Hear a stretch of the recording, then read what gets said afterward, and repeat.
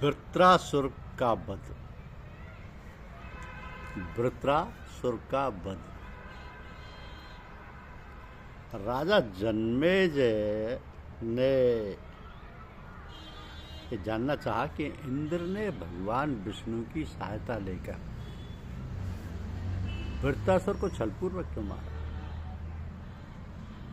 देवताओं में श्रेष्ठ त्वष्टा नाम के एक प्रजापति थे जो महान तपस्वी और देवताओं का कार्य करने में अति कुशल थे।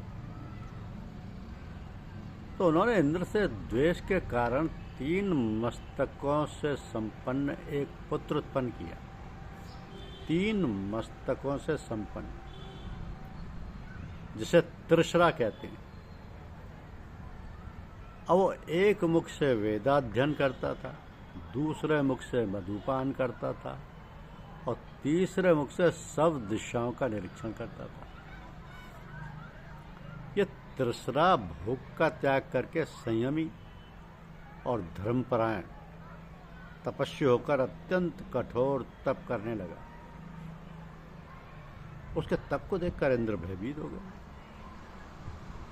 उन्होंने तप भंग करने के लिए अप्सराओं को भेजा, परंतु उसमें सफलता न मिलने पर उन्होंने स्वयं जाकर अपने तीव्रगामी आयुध वज्र से उसका वध कर दिया।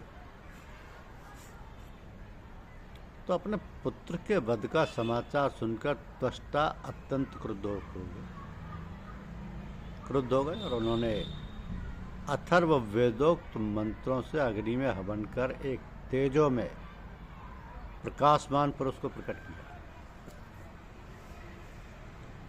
त्वष्टा ने अपने उस पुत्र का नाम वृत्रासुर रखा और इसे इंद्र के वध के लिए प्रेरित किया। तो वृत्रासुर ने इंद्र पर आक्रमण करके उन्हें पराजित कर उनके गजराज ऐरावत को छीन लिया।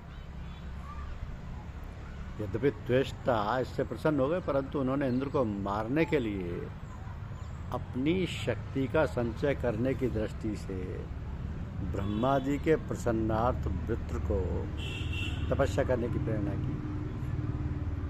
वृत्रासुर ने अपनी तपस्या से ब्रह्मा जी को प्रसन्न कर समस्त अस्त्र शस्त्रों से अवध्यता का वरदान प्राप्त कर स्वर्गलोक पर आक्रमण कर वहां अपना आधिपत्य कर लिया।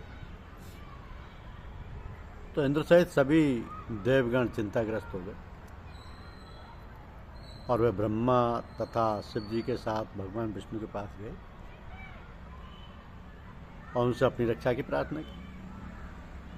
भगवान विष्णु ने वृत्रासुर की बलवत्ता को समझते हुए देवताओं को किसी प्रकार उससे मित्रता संबंधी करने और विश्वास में लेकर बाद में उसे मारने की योजना बताई।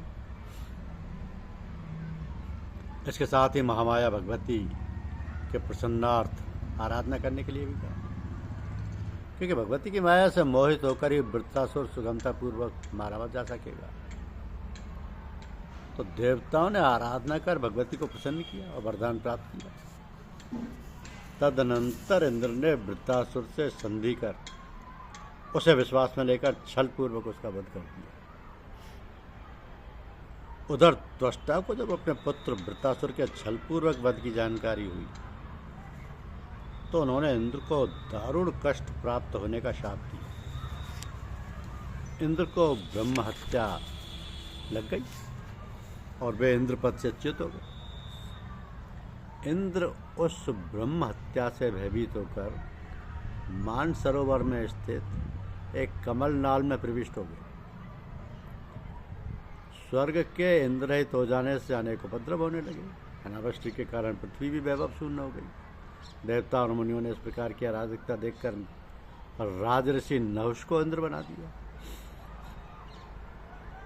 अब नहुष धर्मात्मा थे, पर राजसी वृत्ति और स्वर्ग के सुखों का उपभोग करते हुए वे इंद्राणी के प्रति वश्यासक्त हो गए। इंद्राणी इंद्र की अनुपस्थिति से वैसे ही दुखी थी। इस नई विपत्ति के आ जाने पर उसने